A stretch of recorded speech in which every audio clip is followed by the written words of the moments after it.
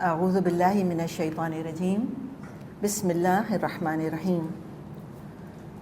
سورۃ النساء آیت نمبر 34 پر ہم بات کر رہے ہیں۔ اب صورتحال یہ ہے کہ مرد عاشروہن بالمعروف پر عمل کر رہا ہے جتنی بھی اس کی استطاعت ہے، لیکن عورت نہ صالحات میں سے ہے، نہ وہ قانتات میں سے ہے، اور نہ حافظات للغیب ہے، اپنی ذمہ داریاں نہیں نبھا رہی۔ تب کیا کیا جائے؟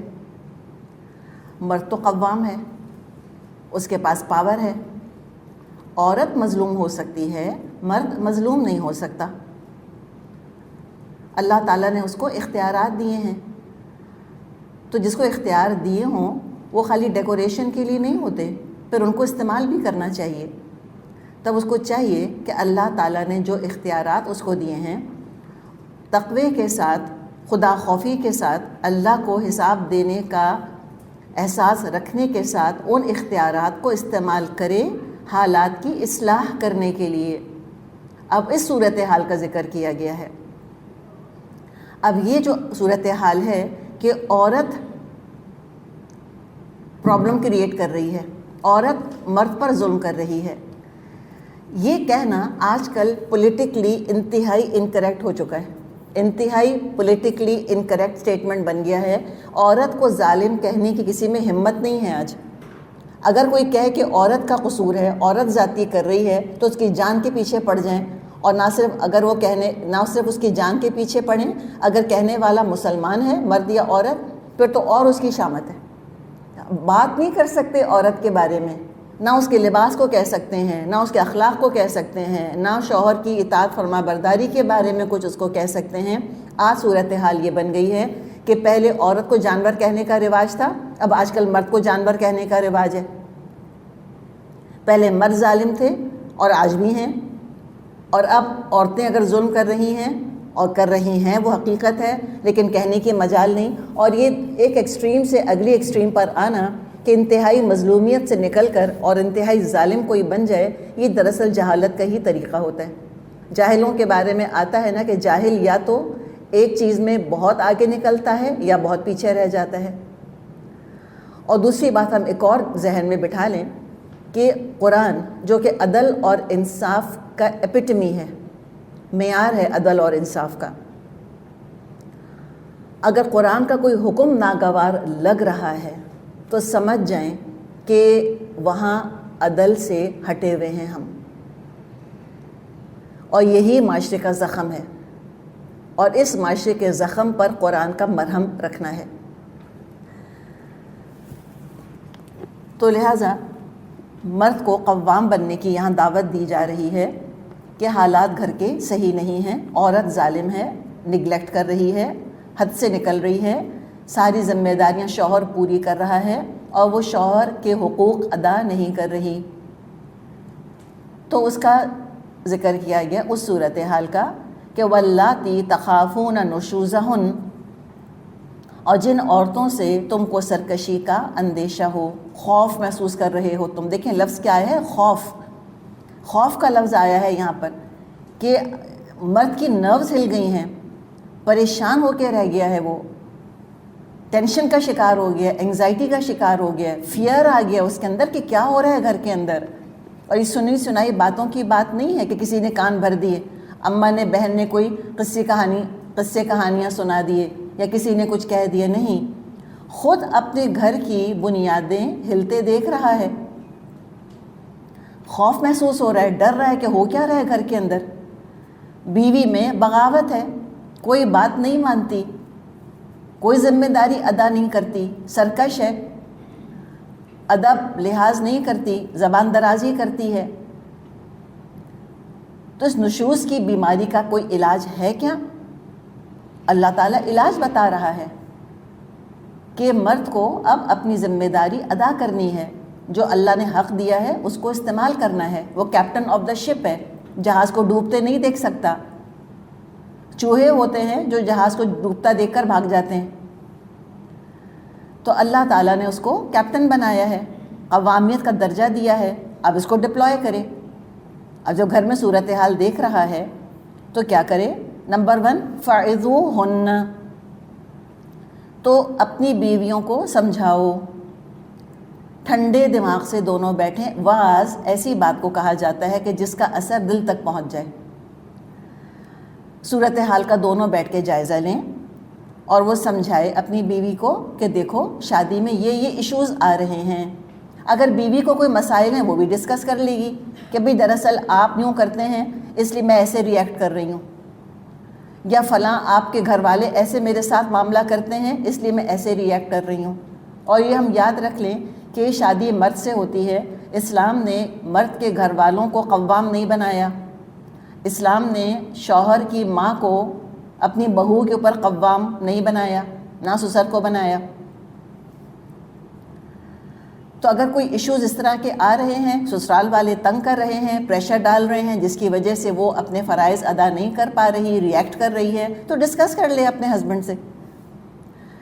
تو دونوں مل کر بات چیت کر لیں، میاں سمجھا دے، یا میرج کاؤنسلنگ کر لیں. آج کل میرج کاؤنسلنگ کا بھی رواج ہے.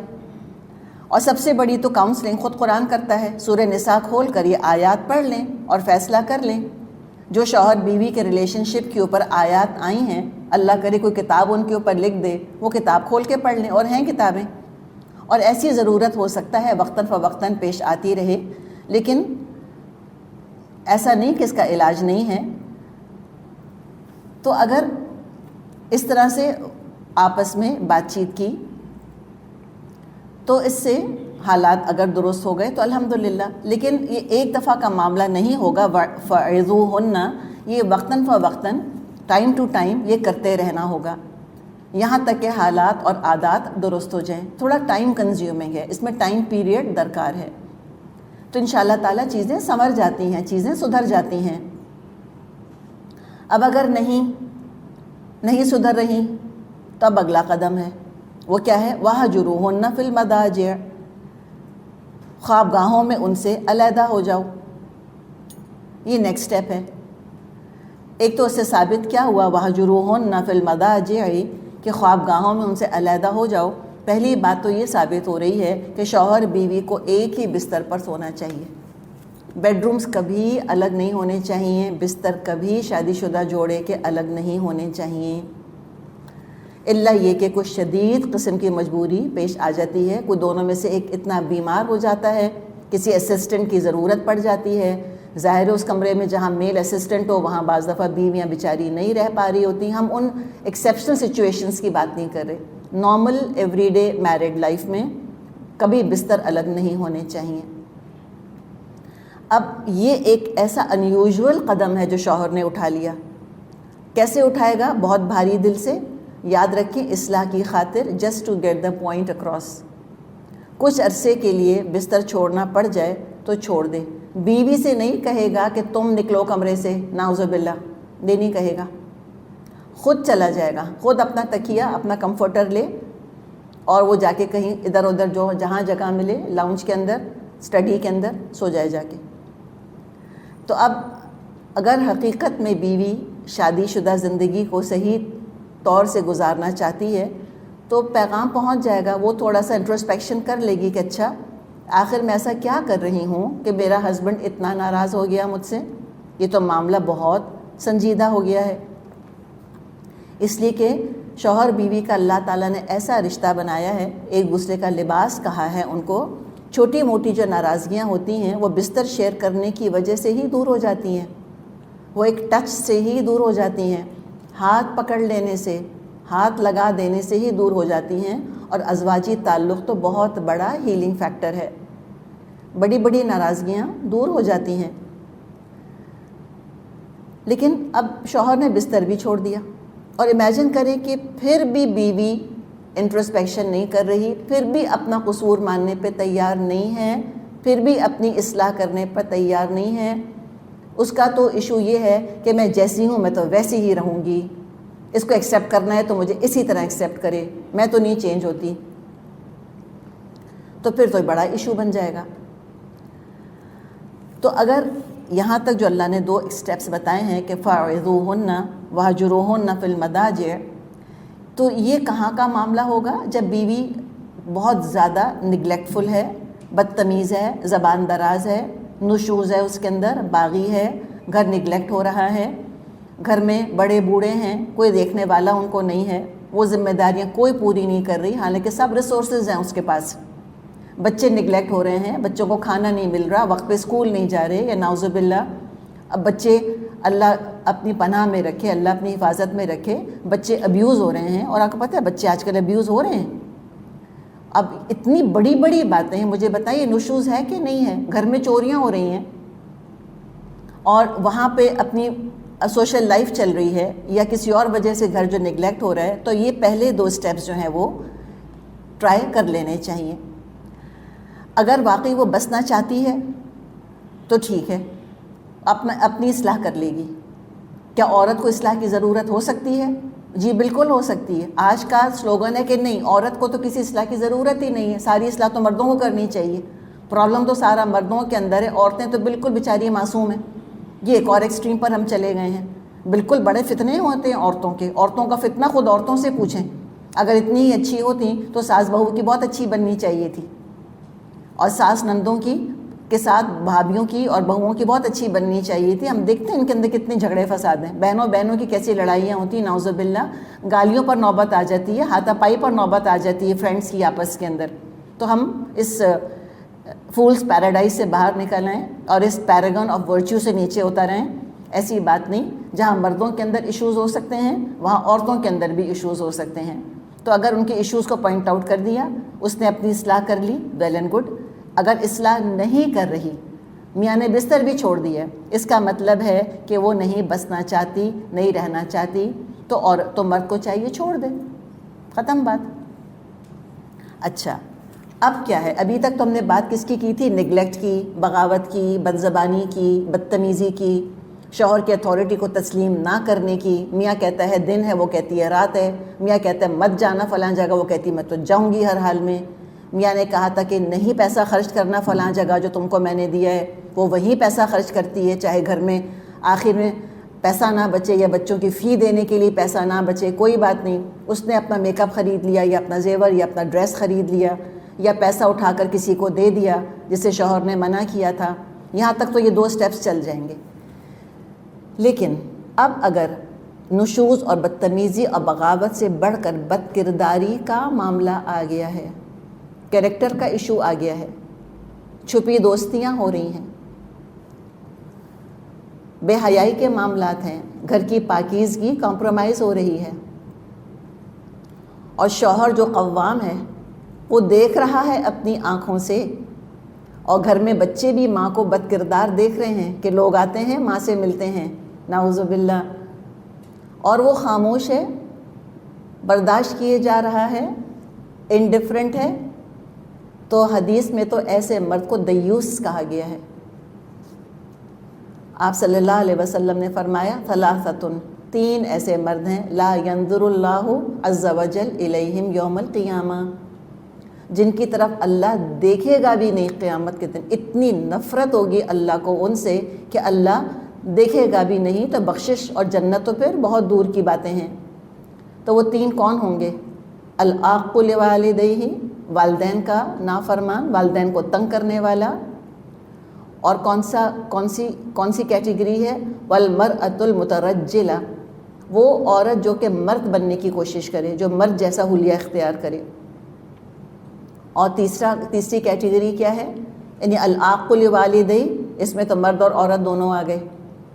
والمرأۃ المترجلہ، یہ تو خاص عورت ہے، وہ عورت جو کہ مرد بنتی ہے. اور احادیث میں یہ بھی آتا ہے کہ جو مرد عورتوں کی طرح کا حلیہ اختیار کرتے ہیں، یعنی میک اپ کریں، ویکسنگ کریں، بندے جھمکے، گولڈ، ریشم، یہ طریقہ، تو وہ دونوں کے اوپر ہی ایک طرح سے اللہ کی ناراضگی ہے. اور تیسری کیٹیگری خاص مردوں کی کیٹیگری ہے جس کو اللہ دیکھے گا بھی نہیں قیامت کے دن، وہ ہے کون؟ الدیوس. تو لوگوں نے پوچھا کہ یہ دیوس کون ہوتا ہے؟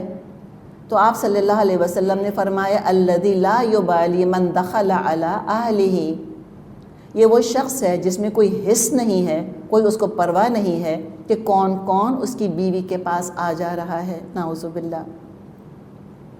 یعنی بیوی کا زنا کی طرف رجحان ہے. ایکسٹرا میرٹل افیئرس کی طرف رجحان ہے، تو اب اگر وہ شادی شدہ عورت زنا کا ارتکاب کرے گی تو اس کی تو پھر ڈیتھ پینلٹی ہے۔ کم سے کم کیا ہوگا کہ اگر ڈیتھ پینلٹی تو اس وقت ہوگی نا جب زنا پروو ہو جائے۔ اگر پروو نہیں ہو سکتا اور ہسبینڈ نے دیکھ لیا کہ یہ ہو رہا ہے تو کم سے کم ہمیشہ کی جدائی تو ہو ہی جائے گی میاں بیوی کے اندر۔ اب کیا کرے ایسے میں مرد؟ چھوڑ دے اس کو اس کے حال پر، جانے دے کیپٹل پنشمنٹ کی طرف، یا ہمیشہ کی جدائی کی طرف جانے دے، یا طلاق دے کر اس کو چھوڑ دے، اپنی جان چھڑا لے، بیوی کو طلاق دے، اپنی جان چھڑائے۔ وہ بیوی جس کی حفاظت کی ذمہ داری اللہ نے اس کو دی تھی، جس کی حفاظت اس کا فرض ہے اس مرد کا، کیا اس کو بد چلن ہونے دے؟ کیا اللہ کے عذاب میں گرفتار ہونے دے؟ یہ خود کو جہنم کی آگ میں گرا رہی ہے اور یہ دیکھ رہا ہے اور کچھ نہیں کر رہا؟ نہیں، بلکہ اب یہ ایکسٹریم کیس ہو گیا ہے، اور ایکسٹریم کیس کے اندر ایکسٹریم ایکشن لینا ہوگا، جس کا کہ یہاں ذکر کیا۔ فرمایا کیا کرو ایسے موقع پہ؟ وَاضْرِبُوهُنَّ، تو ان کو مارو، ضرب لگاؤ۔ آپ صلی اللہ علیہ وسلم نے حجۃ الوداع کے موقع پہ فرمایا کہ اپنی بیویوں کے حقوق کا خیال رکھو، ان کے ساتھ بھلائی سے پیش آؤ، اور پھر آپ نے فرمایا کہ تمہاری بیویوں کے اوپر یہ فرض ہے کہ وہ اپنے بستروں پر کسی ایسے کو نہ آنے دیں جس کو تم پسند نہیں کرتے۔ تو obviously مرد کیا پسند کر سکتے ہیں؟ کوئی غیر مرد آ کے اس کے بستر پر بیٹھ جائے؟ امیجن کریں، کوئی کزنز وغیرہ بھی آتے ہیں تو بیڈ روم میں کون لے کر آتا ہے ان کو؟ نعوذ باللہ۔ تو اس میں پھر ایک ورڈ آف پریکاشن دیکھیں، خالی ایک خلوص کے ساتھ مشورہ ہی دیا جا سکتا ہے۔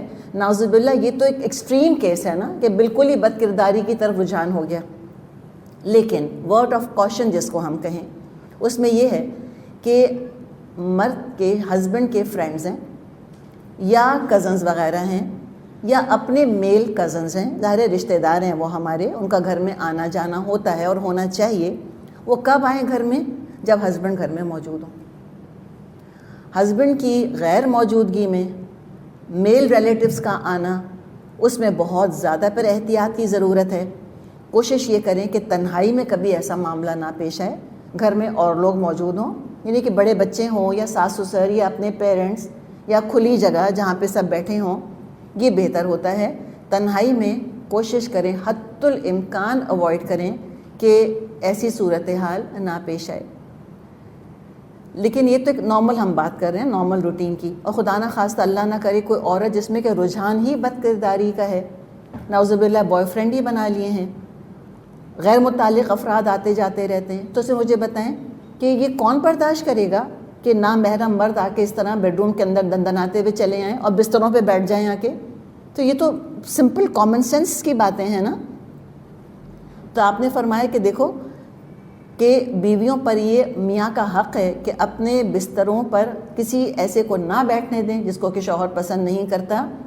پھر آپ نے فرمایا کہ اگر وہ یہ کام کرتی ہیں، سوچیں نا کہ ایکسٹریم پر معاملہ گیا، تو آپ نے فرمایا کہ ٹھیک ہے فَاضْرِبُوهُنَّ، کہ پھر تم ان کو مار سکتے ہو، دربن غیر مبرحن، ایسی ہلکی مار سکتے ہو کہ نشان تک بھی نہ رہے، یعنی حالات کی سنجیدگی، گریوٹی آف دا سچویشن کا احساس دلانے کے لیے کہ کہاں تک معاملہ جا رہا ہے، کس جہنم کے گڑھے میں تم گر رہی ہو، تم ماں ہو، تم بیوی ہو، اپنی عزت برباد کر رہی ہو، اپنے بچوں کو کیا راہ دکھا رہی ہو، شوہر کی عزت کیسے پامال کر رہی ہو، اس میں بھی کیسے ضرب لگانا ہے، جھنجھوڑنا جیسے ہوتا ہے، ہوش میں لانے کے لیے کہ دیکھو کہاں آگ میں جھونک رہی ہو اپنے آپ کو۔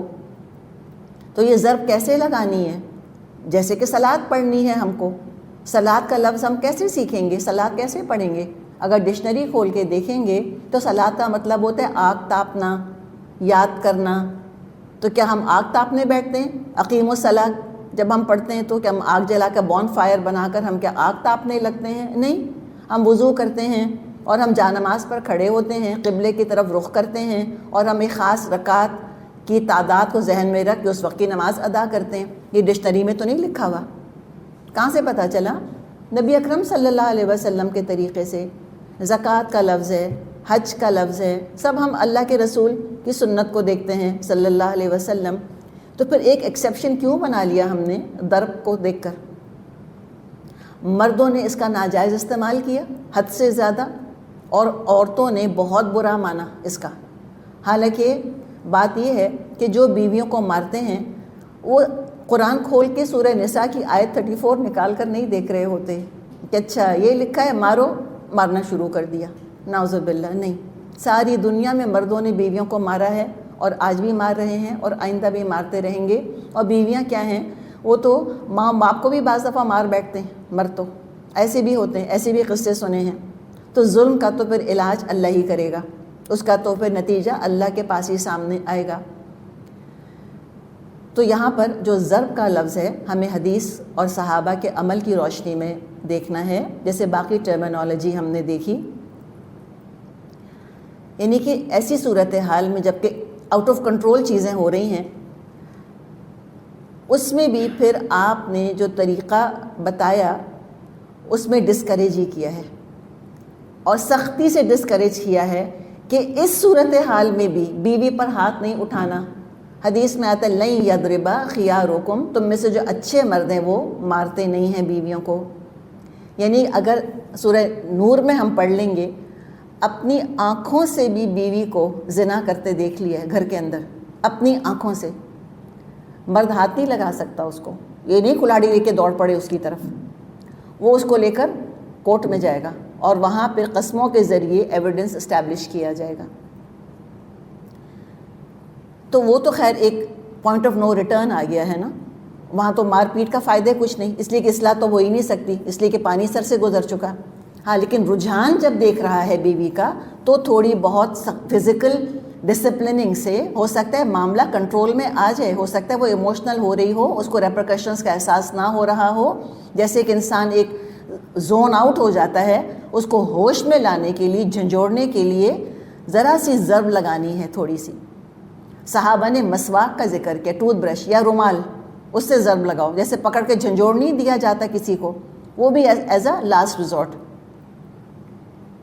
کہ گھر کے حالات بہت بگڑ رہے ہیں تو پھر یہ ڈسپلنری ایکشن لینے کی چوائس ہے، کمپلسری نہیں ہے. اور کیسے ہیں، کیسے لگانا ہے ضرب، کیسے لگانی ہے، چہرے کو تو ٹچ ہی نہیں کرنا، اور ضرب ایسے کہ کوئی نشان نہ پڑے. تو ہم پھر بات کریں تو پوری بات کیا کریں نا. نعوذ باللہ جہاں بھی وائف بیٹنگ ہو رہی ہے، جہاں ڈومیسٹک وائلنس ہو رہا ہے، نعوذ باللہ اس کا الزام اٹھا کے قرآن کے سر پہ رکھ دینا، وہ تو خود ہی پہ جواب دیں گے اللہ کو اس چیز کا. اور یہ بھی کب کرنا ہے، یہ اتنی سی ضرب بھی کب لگانی ہے، جب اس کو لگے کہ بیوی جو ہے یہ آؤٹ ہو رہی ہے بالکل، اور اس ایکشن کی وجہ سے پھر یہ درست ہو جائے گی. لیکن اگر اس کو مرد کو محسوس ہوتا ہے کہ اس سے اصلاح نہیں ہوگی اور ہتھے سے اکھڑے گی، تو پھر نہ بستر چھوڑے اپنا، نہ ضرب لگائے اس کو لگ رہا ہے کہ نشوز میں اور ضد میں اور سرکشی میں اور اضافہ ہوگا تو پھر یہ کام نہ کرے. تو یہ 3 راستے تو بیان کر دیے یہاں پر اصلاح کرنے کے. چوتھا راستہ بھی ایک موجود ہے، لیکن وہ اللہ کو اتنا زیادہ ناپسند ہے کہ اللہ نے اس کا ذکر بھی نہیں کیا. آپ صلی اللہ علیہ وسلم نے فرمایا ہے کہ ان ابغض الحلال الی اللہ الطلاق، حلال چیزوں میں سب سے زیادہ اللہ تعالیٰ کو جو چیز ناپسند ہے وہ طلاق ہے. تو وہ چوتھا راستہ پھر کھلا ہے، پھر طلاق کا معاملہ ہوگا. لیکن اگر حالات بہتر ہو سکتے ہیں اور ایسا لگتا ہے کہ اچھا اس ڈسپلنری ایکشن کی وجہ سے حالات بہتر ہو گئے ہیں، تو پھر فرما دیا کہ دیکھو فَإِنْ أَطَعْنَكُمْ فَلَا تَبْغُوا عَلَيْهِنَّ سَبِيلًا إِنَّ اللَّهَ كَانَ عَلِيًّا كَبِيرًا. پھر اگر وہ تمہاری مطیع فرما بردار ہو جائیں تو خواہ دست درازی کے بہانے تلاش مت کرو، یقین رکھو اوپر اللہ موجود ہے جو بڑا اور بالا تر ہے. یعنی کہ تم اگر قوام ہو تو اللہ تم پر نگہبان ہے، اللہ رقیب ہے، اللہ تم کو دیکھ رہا ہے، اللہ تم سے بھی بڑا ہے. تو اب صورتحال اگر اس پوائنٹ کو پہنچ گئی تھی کہ بے حیائی کا ارتکاب ہو رہا تھا، زنا کی طرف رجحان ہو رہا تھا، اور جو ایکسٹریم ڈسپلنری ایکشن جس کی چوائس دی گئی ہے، کمپلسری نہیں ہے، وہ استعمال کیا اور اس سے فائدہ ہو گیا، الحمدللہ۔ تو اب کیا کرو؟ پچھلی غلطیوں کو معاف کر دو، اب بار بار ان کا حوالہ دے کے اس عورت کو نہیں ستاؤ۔ اور دیکھیے یہ پھر آسان کام نہیں ہے، اس لیے کہ شیشے میں ایک دفعہ بال آ جائے، کریک آ جائے تو شیشہ جڑ تو جاتا ہے لیکن کریک اپنی جگہ رہتا ہے، اس کا دور ہونا بہت مشکل ہے۔ ایک دفعہ ٹرسٹ بریک ہو جائے، اعتماد مجروح ہو جائے، پھر مشکل ہے کہ وہ دوبارہ بحال ہو، لیکن وقت بہت بڑا مرہم ہے۔ اب دوبارہ بھلے طریقے سے نارمل زندگی شروع کر دو، ورنہ جو ایک ہی قصور، ایک ہی سلپ کی، ایک ہی پاؤں پھسلنے کی، ایک ہی لغزش کی، بار بار غلطی اسی کی بار بار سزا دے گا، بار بار تانے دے گا، تو وہ ظالم ہو جائے گا اور ظالموں سے اللہ نمٹ لے گا۔ ایک شخص اپنے غلام کو مار رہا تھا، آپ صلی اللہ علیہ وسلم نے فرمایا یا فلان یا فلان، اس کا نام لیا اور کہا کہ اللہ اقدر علیک منک علی ھذا العبد، کہ اے فلاں شخص، اس شخص جتنا کہ تو اس شخص اپنے غلام پر تو قدرت رکھتا ہے، اللہ کو اس سے زیادہ قدرت تیرے اوپر حاصل ہے۔ اس شخص نے اس غلام کو آزاد کر دیا، صحیح مسلم میں یہ حدیث موجود ہے۔ تو بہرحال یہ ہلکی سی ضرب لگا کر معاملہ ٹھیک ہو گیا، ازواجی زندگی نارمل چلتی رہی تو الحمدللہ۔ اور ایسا ہوتا بھی ہے، ہو بھی سکتا ہے، بڑے بڑے طوفان آ کر گزر جاتے ہیں، صبر کے ساتھ، دعا کے ساتھ، خدا خوفی کے ساتھ ٹھہراؤ آ جاتا ہے، زخم بھر بھی جاتے ہیں اور انشاءاللہ وہ کریک بھی دور ہو جاتا ہے۔ ایک دفعہ کبھی اعتماد مجروح ہو گیا، پھر دوبارہ اعتماد ہو سکتا ہے بحال ہو بھی جائے انشاءاللہ تعالی، اللہ کی رحمت سے امید ہے۔ تو یہ بحران آیا، گزر گیا، اس میں جو اللہ تعالیٰ نے پاور دیا ہے اس پر کسی کو اعتراض کرنے کی مجال نہیں، اور جب اللہ تعالیٰ پاور دیتا ہے تو اللہ تعالیٰ طریقہ بھی سکھاتا ہے۔ جو حکم اللہ نے دیا، نبی اکرم صلی اللہ علیہ وسلم نے اس کی تفسیر کر کے بتا دی۔ اب جس طرح کوئی صلاۃ کا لفظ پڑھ کر اپنی مرضی کی نماز شروع کر دیتا ہے سنت کے طریقے سے ہٹ کر، تو وہ گناہ گار ہوگا۔ ضرب کا لفظ پڑھ کر جو اپنی مرضی سے ہنٹر کوڑا نعوذ باللہ اٹھا لیتا ہے، وہ اپنے ظلم کا خود ذمہ دار ہوگا، سیدھی سیدھی بات ہے۔ تو لہٰذا ہمیں کوئی اپولوجیٹک ہونے کی ضرورت نہیں ہے اس کے بارے میں، یہ اللہ کا کلام ہے، اللہ نے یہ حق دیا ہے، اور مرد پر اعتماد کیا ہے۔ کس مرد پر؟ متقی مومن مرد پر، قرآن سنت پر عمل کرنے والے مرد پر اللہ نے اعتماد کیا ہے۔ اور جو قرآن سنت پر ویسے ہی عمل نہیں کرتا اور ظلم کرتا ہے تو وہ اپنا معاملہ اللہ کے آگے خود پیش کرے گا۔ اور اپنی زندگی میں چاروں طرف نظر آپ دوڑا کر دیکھ لیں، کتنے مرد آپ کو ایسے ملیں گے کہ جنہوں نے اپنی بیوی کی اصلاح کی خاطر ان کو ضرب لگائی ہو۔ میں تو ایک کو بھی نہیں جانتی، آپ اگر کسی کو جانتی ہیں تو بتائیے گا ضرور اس کے بارے میں، نام لے کر نہیں لیکن جنرلی۔ تو یہاں جس مقصد کے لیے ضرب لگانے کا ذکر کیا گیا ہے اس مقصد کو ذہن میں رکھیں کہ اس کو ایک اچھی اللہ کی بندی، اچھی بیوی اور اچھی ماں بنانے کے لیے ضرب لگائے، اپنے نقصان سے، saving her from her own self, literally saving her from the fire of hell, اس کے لیے ضرب لگائی ہے، اپنا غصہ نکالنے کے لیے نہیں، شراب کے نشے میں یا ڈرگس پی کے نہیں، اس لیے نہیں کہ کھانے میں نمک زیادہ ہو گیا تھا، اس لیے نہیں کہ روٹی اپنی مرضی کی نہیں پکی تھی، اس لیے نہیں کہ اس کے اماں ابا رہنے کے لیے آ گئے تھے، نعوذ باللہ۔ اچھا جی، اب کیا ہوا کہ اگر خاندان والے بھی موجود ہیں اور وہی سب کچھ دیکھ رہے ہیں کہ اچھا معاملہ بہتر نہیں ہو رہا، تو اب خاندان والوں کو انوالو کیا جا رہا ہے۔ فرمایا وَإِنْ خِفْتُمْ شِقَاقَ بَيْنِهِمَا، اور اگر تم لوگوں کو کہیں میاں بیوی کے تعلقات بگڑ جانے کا اندیشہ ہو، فَابْعَثُوا حَكَمًا مِّنْ أَهْلِهِ وَحَكَمًا مِّنْ أَهْلِهَا، تو ایک حکم مرد کے رشتہ داروں میں سے اور ایک عورت کے رشتہ داروں میں سے مقرر کرو۔ إِن يُرِيدَا إِصْلَاحًا يُوَفِّقِ اللَّهُ بَيْنَهُمَا إِنَّ اللَّهَ كَانَ عَلِيمًا خَبِيرًا، اگر دونوں اصلاح کرنا چاہیں گے اللہ ان کے درمیان موافقت کی صورت نکال دے گا۔ اللہ سب کچھ جانتا ہے اور باخبر ہے۔ یعنی پہلے تو عورت کے نشوز کا ذکر تھا، لیکن اب دونوں طرف سے نفرت اور زیادتی کا سلسلہ چل پڑا، تو دونوں خاندانوں کا ایک ایک سمجھدار آدمی آئے جو اصلاح کرائے، مخلص ہو، اصلاح کی صلاحیت رکھتا ہو، نیتیں صحیح ہوں گی تو اللہ بگڑی سنوار دے گا۔ اگر دونوں اصلاح کا ارادہ کرنا چاہیں گے، وہ چاہیں گے کہ بھئی ہمارا گھر بنا رہے، گھر نہ ٹوٹے، تو انشاءاللہ تعالی اللہ راستہ نکال دے گا۔ تو یہاں تک الحمدللہ یہ تمام ذکر جو ہے شوہر اور بیوی کا، جہاں کہ بگاڑ یا خرابی پیدا ہو رہی ہو، اس کا اللہ تعالیٰ نے ذکر کیا، دونوں کی ذمہ داریاں بتا دیں۔